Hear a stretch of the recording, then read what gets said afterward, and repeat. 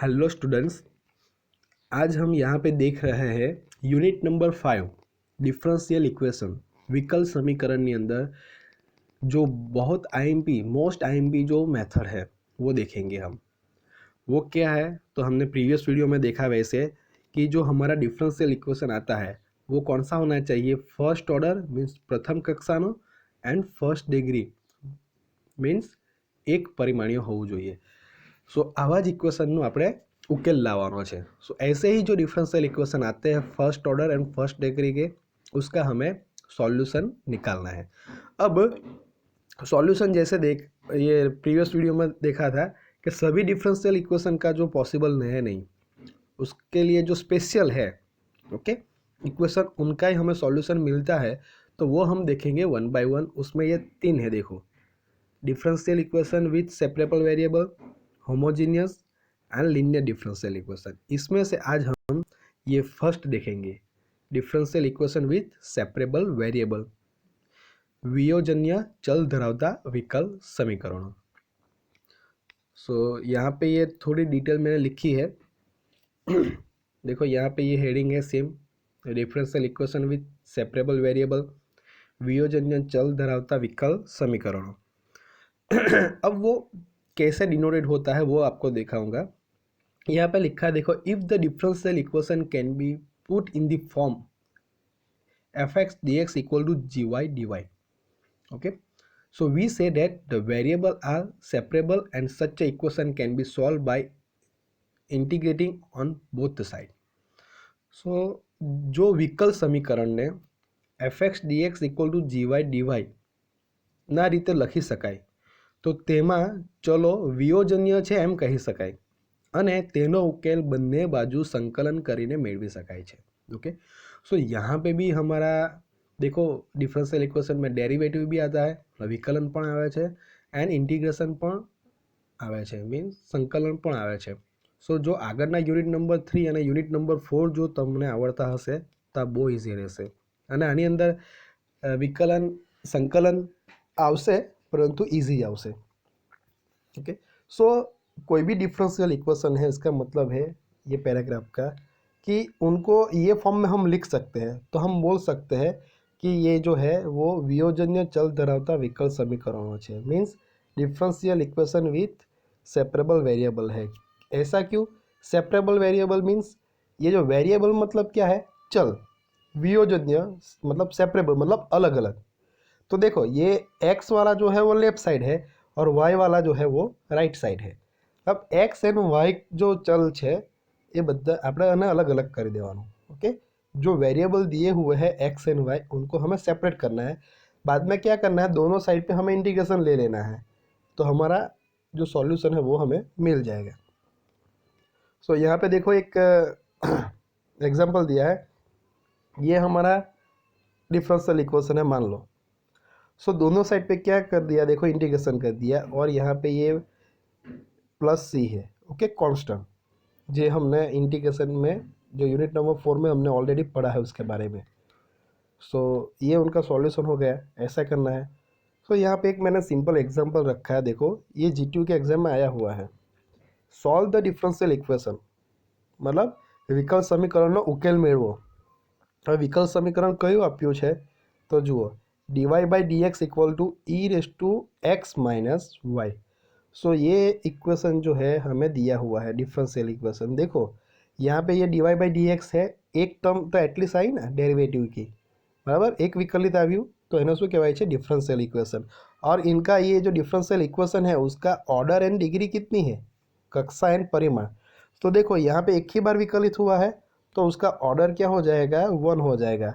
और इनका ही पावर देखो क्या है, कुछ नहीं, मतलब 1, तो डिग्री भी क्या हो गई, 1 हो गई। तो हम बोलेंगे ये differential equation with 1 degree 1 and order भी कितना है, यहाँ पे 1 है। ओके, चलो अब देखते हैं ये इसका सॉल्यूशन। तो जो डिफरेंशियल इक्वेशन दिया हुआ है वो हमने यहाँ पे लिखा है। अब क्या करेंगे, थोड़ा उसको पहले थोड़ा मॉडिफाई करेंगे या सिंप्लीफाई करेंगे। तो देखो यहाँ पे D Y by D X तो ऐसे ही लिखा है सेम, जो जैसे दिया वैसे। अभी चेंज कहाँ पे किया, देखो यहाँ पे E raise to X minus Y है, तो हम लिख सकते हैं उनको इस तरह से। देखो यहाँ पे मैं आपको बताता हूँ अच्छी तरह से, E raise to X minus Y. तो हम ऐसा लिख सकते हैं ई रेस टू एक्स, बीच में मैं माइनस की जगह पे प्लस करूँ तो माइनस वाई को दे दूँ, ऐसा लिख सकते हैं। सेम ही हो गया ना।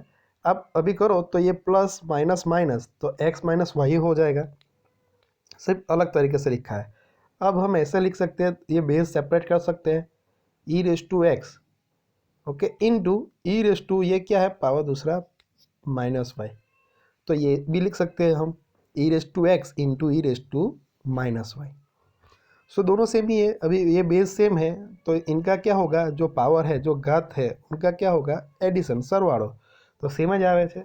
सो E raise to X minus Y जो है उनको हमें लिखना है तो ऐसा लिख सकते हैं E raise to X into E raise to minus Y.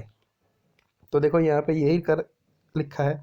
अब E raise to minus Y है ना, तो उसको क्या किया, ये न्यूमरेटर में से डिनोमिनेटर में लेके गए, मतलब એને આપણે અંશમાંથી આપણે ક્યાં લઈ જવાનું છે છેદમાં, તો e raise to minus Y છે એ છેદમાં જશે તો શું થઈ જશે, આ માઇનસ જે છે ઘાતમાં એ કેવી થઈ જશે પ્લસ થઈ જશે, तो लखाશે આપણાથી 1 by E raise to Y. So यहाँ पे ऐसा ही किया, देखो ई रेस टू एक्स तो है ही, लेकिन ये E raise to minus Y को नीचे डिनोमिनेटर में लेकर जाता है तो ये क्या हो जाएगा माइनस का प्लस, और यहाँ पे लिख दिया है ई रेस टू प्लस वाई। अब क्या करेंगे, हमें ये वेरिएबल सेपरेबल है तो x एंड y को हमें अलग करना है, x वाली टर्म एंड y वाली टर्म। तो क्या करेंगे, देखो ये जो है dx उनको ई रेस टू एक्स के साथ मल्टीप्लाई कर देंगे, ये dx वैसे भी डिनोमिनेटर में है छेद में, अभी इक्वल के राइट साइड जाएगा तो ये मल्टीप्लाई हो जाएगा अंश में आ जाएगा। सो क्या हो जाएगा E raise to X into D X हो जाएगा इक्वल टू, अब ये ई रेस टू वाई ये डी वाई के साथ मल्टीप्लाई हो जाएगा, क्या हो जाएगा E raise to Y into D Y हो जाएगा, तो ये टर्म आ गई ओके। तो ऐसे ही लिखा है मैंने E raise to Y D Y पहले लिखा है equal to E raise to X into D X. So ये टर्म के बाद ये टर्म कैसा है वो पता चला होगा आपको, कुछ नहीं किया है, ये वाई वाली यहाँ पे है तो उनको लेफ्ट साइड लेके गया है तो वो मल्टीप्लाई हो जाएगी डी वाई के साथ, तो क्या होगा E raise to Y D Y, and ये एक्स वाली यहाँ पे है तो ये एक्स वाला यहाँ पे है तो उनको लेके जाओ तो ये उसके साथ मल्टीप्लाई हो जाएगा, तो क्या हो जाएगा E raise to X D X. तो देखो ये वाई वाला जो भी है वो लेफ्ट साइड आ गया, एक्स वाला जो भी है वो राइट साइड हो गया, दोनों मतलब सेपरेट हो गए अभी अलग अलग। तो अभी सेपरेट होने के बाद क्या करना है, दोनों साइड पे इंटीग्रेशन करना है, तो देखो ऐसे इंटीग्रेशन कर दिया, देखो ऐसे दोनों साइड पे। अब दोनों का इंटीग्रेशन ले लो तो बहुत ईजी है कि ई रेस टू वाई का जो है इंटीग्रेशन क्या आता है, ई रेस टू वाई ही आता है ओके। और हमने देखा था वो कि ई रेस टू एक्स का इंटीग्रेशन क्या है, ई रेस टू एक्स ही आता है। वैसे यहाँ पे क्या है, लेफ्ट साइड पे ई रेस टू वाई है, एक्स के जगह पे क्या है वाई, लेकिन हम इंटीग्रेशन भी किसके रिस्पेक्ट में कर रहे हैं, वाई के रिस्पेक्ट में ही कर रहे हैं, बराबर है। संकलन पण આપણે વાયના સાપેક્ષમાં જ કરીએ છીએ તો एक्सની જગ્યાએ આપણે વાય લેવાનો। सो ई रेस टू वाई का इंटीग्रेशन संकलन क्या आएगा ई रेस टू वाई, और राइट साइड पे भी हमें करना है किसका ई रेस टू एक्स का, लेकिन किसके सापेक्ष में एक्स के सापेक्ष में। तो यहाँ पे ई रेस टू एक्स का आंसर क्या आएगा, ई रेस टू एक्स का ई रेस टू एक्स ही आएगा। तो हो गया इंटीग्रेशन दोनों का। तो हम बाद में क्या करेंगे, यहाँ पे प्लस सी ऐड कर देंगे कांस्टेंट। सो ये हमारा सॉल्यूशन आ गया जो एग्जांपल दिया था उनका। सो बहुत इजी है मेथड, सिर्फ हमें एक्स एंड वाई वाली टर्म जो है उनको सेपरेट करना है, बाद में दोनों साइड पे हमें इंटीग्रेशन ले लेना है।